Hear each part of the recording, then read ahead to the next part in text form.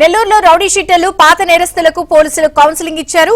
Rowdy షీటర్లతో parade చేయించారు. నేరాలు చేయబోము అంటూ రౌడీలతో పోలీసులు ప్రతిజ్ఞ చేయించారు.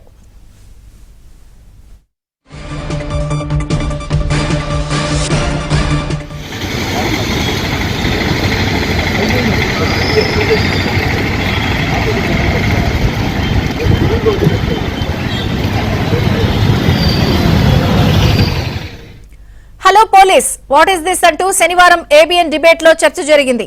ఏపీలో జరుగుతున్న నేరాలపై డిబేట్ లో పలువురు ఆందోళన వ్యక్తం చేశారు. నేరస్తులను కట్టడి చేయాలి అంటూ ప్రభుత్వానికి ఏబిఎన్ నిర్మాణాత్మక సూచన చేసింది.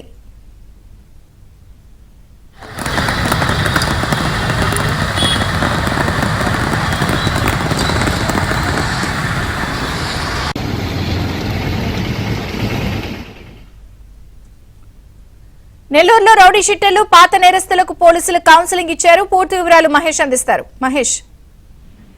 విజయచంద్రిక, నెల్లూరు నగరంలో వందలాది మంది రౌడీ షీటర్లు, హిస్టరీ షీటర్లు, కేడీ షీటర్లు వీళ్ళంతా కూడా ఉన్నారు.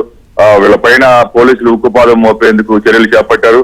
ఎస్పీ అజిత వేజైన్ల ఆదేశాల మేరకు ఒక రౌడీ షీటర్లకి, హిస్టరీ షీటర్లకి విభిన్న తరహాలో కౌన్సిలింగ్ ఇవ్వడం జరిగింది.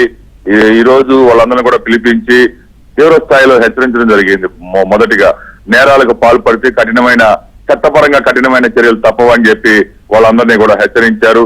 ఆ తర్వాత వాళ్ళల్లో ఒక మానవత దృక్పథంతో మీరంతా కూడా మారాలి, ఈ నేరాలకు పాల్పడడం వల్ల మీరు సాధించింది ఏమిటి, ఇకనైనా ఒక మంచి జీవితంలోకి రండి అని చెప్పి వాళ్ళందరికీ కూడా హితబోధ చేశారు. వాళ్ళందరూ కూడా చర్చించారు. ఆ తర్వాత వాళ్ళందరినీ తీసుకొని విఆర్సీ సెంటర్ కి వెళ్లారు. విఆర్సీ సెంటర్ నుంచి గాంధీ బొమ్మ సెంటర్ వరకు కూడా పెరేడ్ నిర్వహించడం జరిగింది.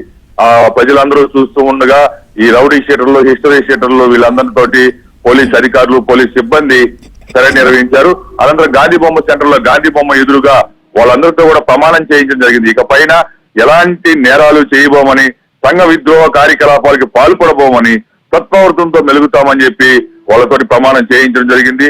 ఈ పెరేడ్ లో చిన్న బజారు, వేదాయపాలెం, బాలాజీ నగర్ సిఐలు, సిబ్బంది వాళ్ళంతా కూడా పాల్గొన్నారు.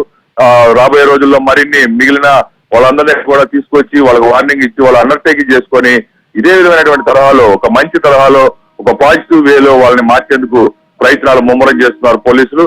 మరోవైపు కఠినంగా కూడా చట్టపరంగా చర్యలు తీసుకుంటామని చెప్పి చెప్పుకొస్తున్నారు. ప్రధానంగా చూస్తే పోలీస్ శాఖకి గతంలో చాలా మంది ఇన్ఫార్మర్స్ ఉండేవాళ్ళు, ప్రధానంగా మీడియా కానీ, ప్రజా సంఘాల నేతలు, ఇలా వాళ్ళందరితో కూడా కట్ అయిపోయినాయి ఈ సంబంధాలు. పోలీస్ అధికారుల ఆ సంబంధాలు మళ్లీ కొనసాగించేందుకు ప్రయత్నాలు చేస్తే బాగుంటుందని చెప్పి చాలా మంది చెప్పుకొస్తున్నారు. మొత్తం మీద ఈ రోజు జరిగినటువంటి పెరేడ్ నేరస్తులందరిలో కూడా ఒక భయాందోళనకు గురి చేస్తుంది. వాళ్ళ మార్పుకు కూడా శ్రీకారం చుట్టే అవకాశాలు కనిపిస్తూ ఉన్నాయి. చంద్రశేఖర్.